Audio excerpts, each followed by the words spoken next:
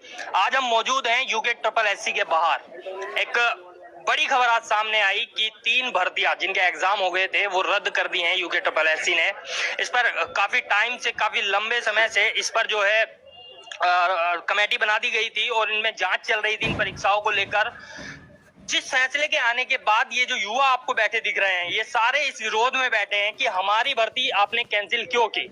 हालांकि UK triple SC का कहना है कि इन भर्तियों में भी जो है धांधलेबाजी की कहीं ना कहीं खबरें सामने आई हैं, जिस वजह से ये भर्तियां कैंसिल कर दी गई है। लेकिन इन युवाओं के आप चेहरे देखिए जिन्होंने ये एग्जाम दिया था, इनकी आखिर इस धांधलेबाजी में क्या गलती थी। इन्होंने तो कोई गलती नहीं की ना, इन्होंने किसी तरह की धांधलेबाजी नहीं की, इनका ये कहना भी है।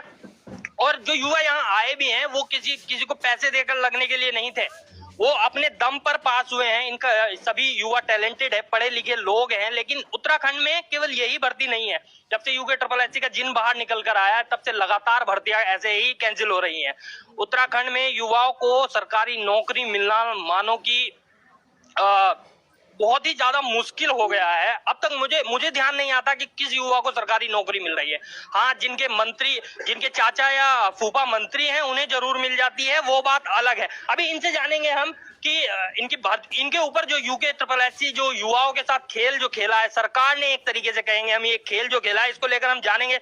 सर, सबसे पहले आप ही के पास आऊंगा। आप सबसे पहले अपना नाम बताइए, कौन सा एग्जाम आपने दिया? नमस्कार सर जी, मेरा नाम प्रियांशु पांडे है और मैंने बंदरों का एग्जाम क्लियर किया है।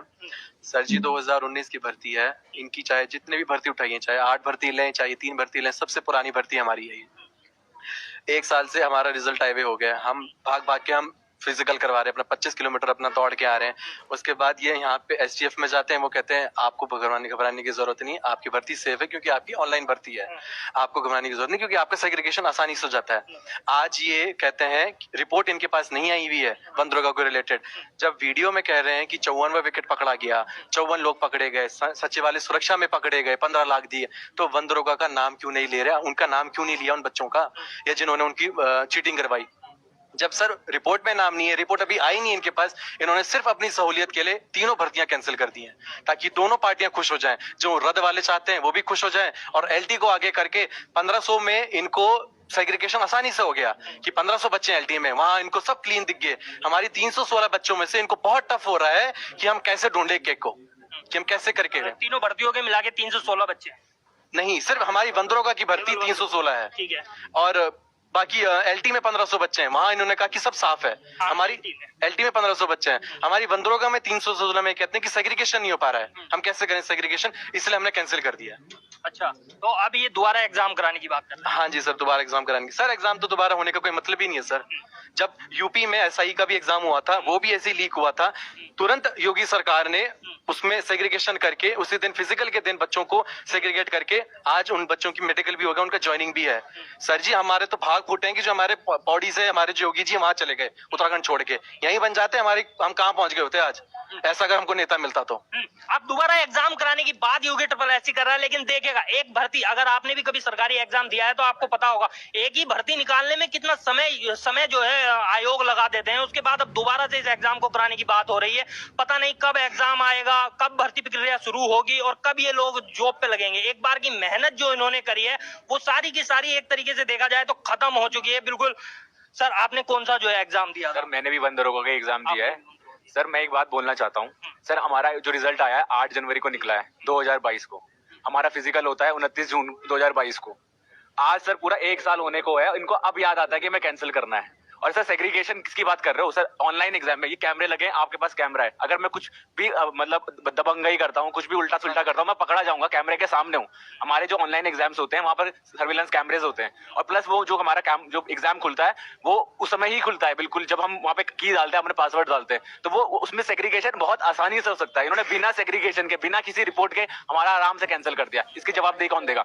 ऊपर से हमारी एक बहन थी उस समय, जब हमारा एग्जाम था उस समय हमारी एक बहन थी, उनका वो उस समय गर्भवती थी, उनका मतलब उन्होंने उतनी भीड़, उतनी कम गर्मी में, इतनी धूप में उन्होंने फिजिकल का पेपर निकाला है। क्या गारंटी है दोबारा पेपर निकाल देंगी? ये बोल रहे कि मार्च में पेपर कराएंगे, दोबारा फिजिकल करा देंगी। उनके साथ क्या बीत रहा होगा? उनके माता पिता क्या है, उनके सास ससुर क्या गुजरे? हमारे कई बहनें हैं जो कई दूर दूर से आई हैं, हमारे कई भाई हैं। एक मेरा भाई है, उसके पिताजी आज आईसीयू में एडमिट है, वो फिर भी यहाँ पहुंचा है। उसके पिताजी तो बोल रहे हैं कि मेरे बेटे की नौकरी लग जाएगी। वो अपने पिताजी को क्या जवाब देगा? उसके पिताजी तो सोच रहे थे कि आज वो नौकरी लेके जाएगा, उसके पिताजी बिना उसको देखे आज चल के कुछ भी हो सकता है। मैं कुछ नहीं कहना चाहूंगा, मैं चाहता हूँ कि सबका सुख हो, मगर हमारे जो अंदर बैठे हैं, ये हमारे देश को बेचने वाले, इन्होंने हमारे साथ बहुत बड़ा न्याय कर दिया आज। मैं बस ये कहना चाहूंगा कि हमारे साथ न्याय करो और हमें ज्वाइनिंग दो, बस और कुछ नहीं कहूंगा मैं। अन्याय यूकेएससी युवाओं के साथ कर रही है, ये कहना है इनका छात्रों का।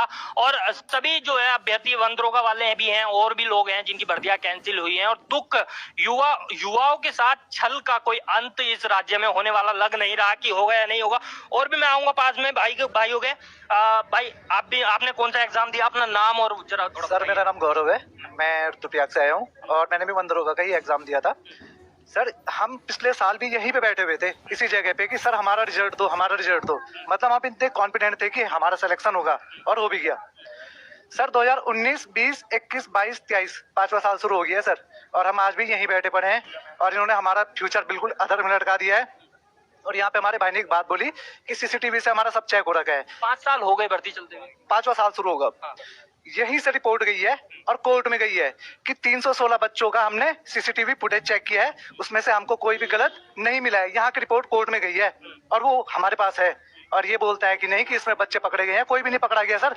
250 बच्चों का व्हाट्सएप ग्रुप हमारा है और ये बोलता है कि बच्चे पकड़े गए हैं। अभी इन्होंने कुछ बताया कि कौन है या क्या है जिससे वजह से कैंसिल? कुछ नहीं कर रहे सर, ये ऑनलाइन भर्ती है। इन्होंने क्या कर दिया, बस हमें भी साथ में लपेट दिया है और कुछ नहीं किया है।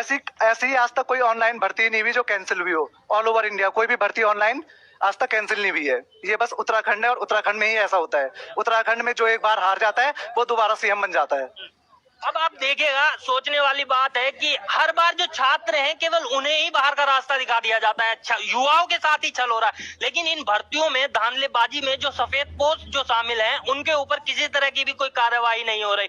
अगर इनके एग्जाम में धांधली हुई है तो क्या आपने धांधली करने वालों को पकड़ा? ये एक बड़ी बात है सर। इस बारे में कुछ बताया कि जिन्होंने धांधली की है उनके ऊपर कोई एक्शन या कुछ भी इस तरह का? सर एक्चुअली क्या हुआ था, इसमें 8 लोग गलत पकड़े गए थे लेकिन उनका नाम रिजल्ट में था ही नहीं। तो ऑब्वियस सी बात है, अगर वो रिजल्ट में नहीं है तो उनसे हमारा कुछ लेना देना नहीं है। उन 8 लोगों को एसटीएफ ने भी पकड़ा है। हमारे जो पुराने अध्यक्ष थे, सचिव थे बडोनी सर और अध्यक्ष राजू सर, उन्होंने उन 8 बच्चों को बाहर निकाल दिया था। उनका थोड़ा पैटर्न गलत पाया गया क्योंकि ऑनलाइन में आप माउस कितना क्लिक करते हो, कितना स्लाइड करते हो, सब आ जाता है। वो रिजल्ट में नहीं है। और सर उसके बाद आपको एक कमाल की चीज बताता हूँ, जिन लोगों ने चीटिंग की थी, जिनका रिजल्ट में नाम नहीं है, वो कोर्ट भी जाते हैं कि हमारा रिजल्ट में नाम नहीं है। उन्होंने हमारा वहां उतना टाइम बर्बाद किया, यहाँ आयोग ने हमारे 4 साल बर्बाद कर दिए। अब सर आप ही बताओ हम क्या करें? तो ये युवाओं का दर्द है जो आप सुन रहे हैं। इस वीडियो को ज्यादा से ज्यादा शेयर कीजिए क्योंकि क्या पता कल आप भी सरकारी भर्ती करें, सरकारी भर्ती परीक्षा दें और फिर आप भी कहीं धरने पे ही ना बैठे मिले। क्योंकि सरकार केवल युवाओं के साथ छल कर रही है। जो सफेद पोस्ट या जो गुर्गे हैं उनके, वो आज भी बाहर ही घूम रहे हैं और आगे भी चलकर भर्ती धांधली जरूर कराएंगे।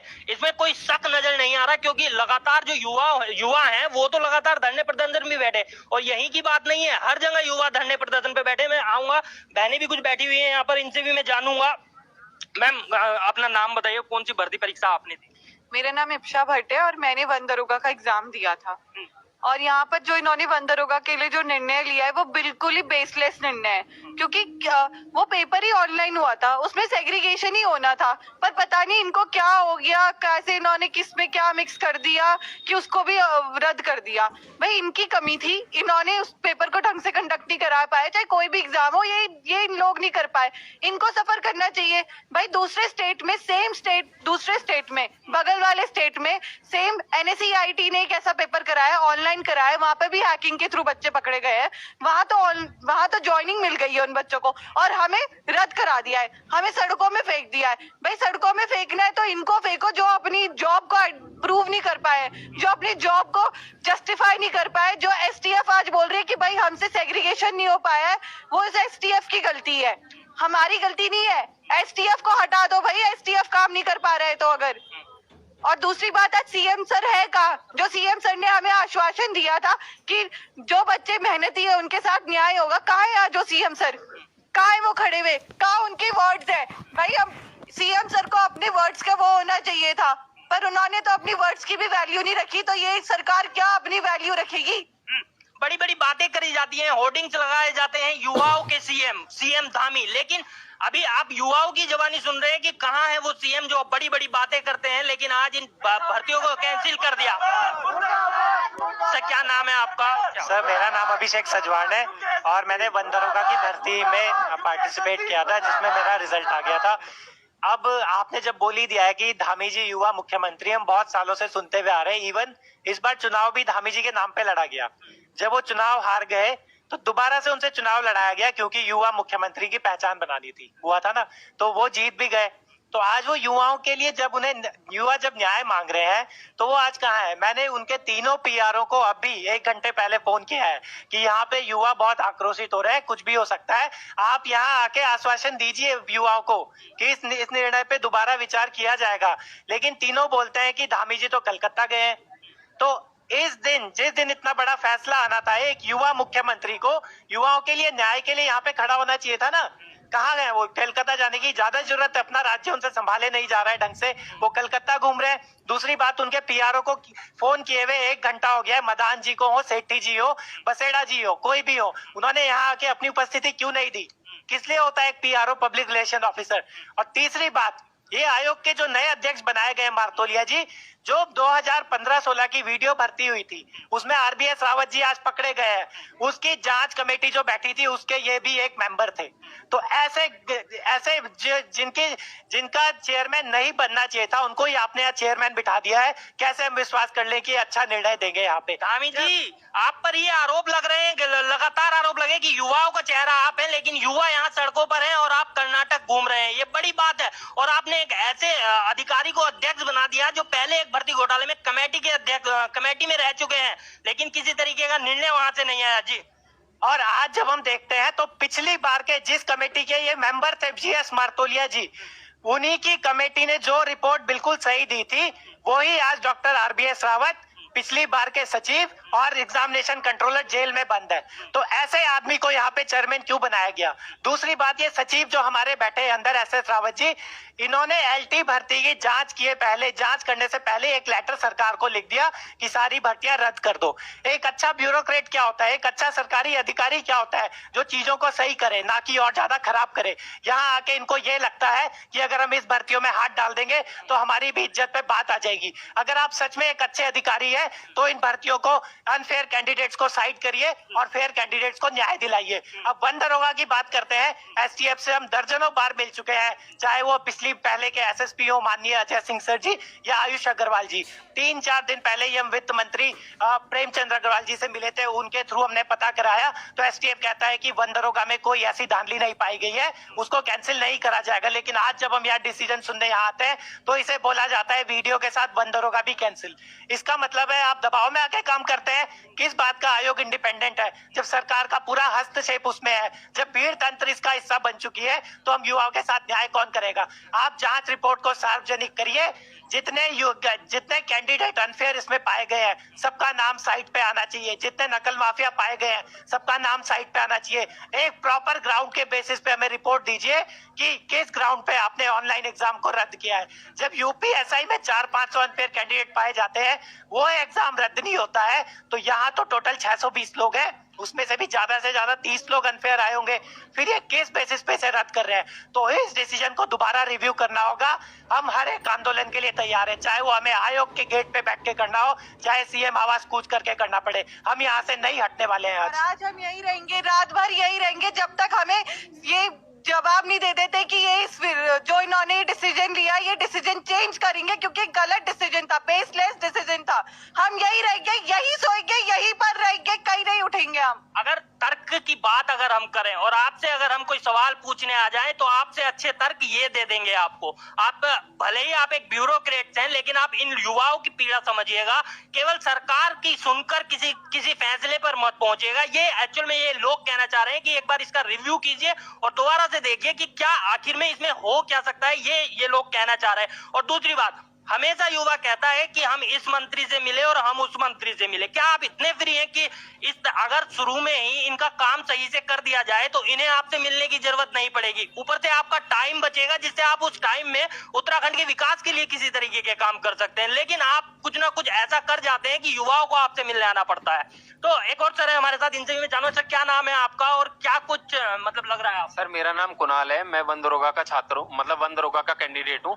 बेसिकली मैं इसमें यही बोलना चाहूंगा कि धामी जी से 100 बार बोला है धामी जी ने कम से कम कि मेहनत वालों के साथ मैं कोई अन्याय नहीं होने दूंगा। मेहनत वालों के साथ सर जितने लोग यहाँ बैठ रखे हैं ये सारे मेहनत वाले हैं। अब इनके 3 साल बर्बाद हो गए हैं। अब धामी जी इसका कैसे वो जवाब देंगे कि उन्होंने यहाँ मेहनत वालों के साथ अन्याय नहीं करा है। धामी जी को जवाब देने की जरूरत ही नहीं पड़ेगी, मुझे लग रहा है आपको अभी पुलिस बल के तैनात से उठा दिया जाएगा लगभग। जी सर यही होने वाला है। यहाँ पे ऐसा ही है कि मेहनत करने वालों का ही नुकसान हो रहा है, क्योंकि एसटीएफ है वो उनकी जांच अभी तक खत्म हुई नहीं है। जैसा हमने सुनने में आया सरकार उनकी सैलरी टाइम पे आती है, सबकी ये कमीशन वाले इनकी भी सैलरी टाइम पे आती है। नुकसान केवल हम लोगों का हो रहा है जिन्होंने 3 साल मेहनत करी है। 25 किलोमीटर के लिए कम से कम नहीं भी तो हमने 500 किलोमीटर की दौड़ लगाई होगी, उसके बाद हम 25 किलोमीटर चले होंगे। धामी जी युवाओं का चेहरा है और आज युवा ही सड़कों पर है। आपने भी मुझे लगता है वोट दिया होगा जरूर धामी जी के नाम पे, क्या फिर उसके बाद भी सड़कों पर बैठे? सर मैं यही बोलना चाहूंगा कि इस बार मेरे से गलती हो गई बीजेपी को वोट देने की, धामी जी को, इवन सेंटर में भी। लेकिन जिंदगी में कसम खा लेता हूँ जब तक जिंदा हूँ मैंने बीजेपी को वोट नहीं देना है। किसे देंगे फिर वोट?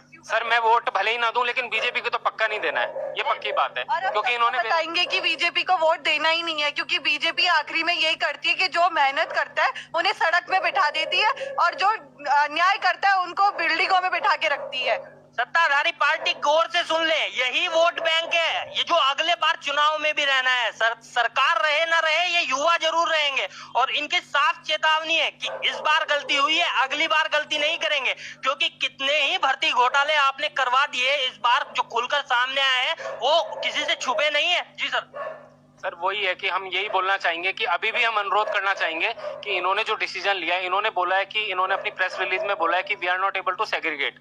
ये सेग्रीगेट नहीं कर पा रहे हैं, वो भी ऑनलाइन एग्जाम में।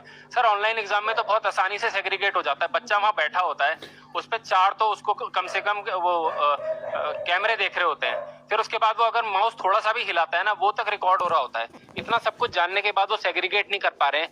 एसएससी सीजीएल का पेपर था 2017 का, उसमें इतने लोग पकड़े गए थे, इवन कंपनी के लोग पकड़े गए थे, उसमें सेग्रीगेशन हुआ, सबको नियुक्ति मिली। यूपीएसआई का पेपर उसमें तो 400 500 600 लोग पकड़े गए हैं कम से कम, उसमें सेग्रीगेशन हुआ, उसमें नियुक्ति मिली। सर ऑनलाइन में तो सेग्रीगेशन इतना आसान होता है, ये लोग नहीं कर पा रहे हैं क्योंकि ये लोग उन्होंने जांच भी उस हिसाब से नहीं करी है जब ये सेग्रीगेशन कर पाए।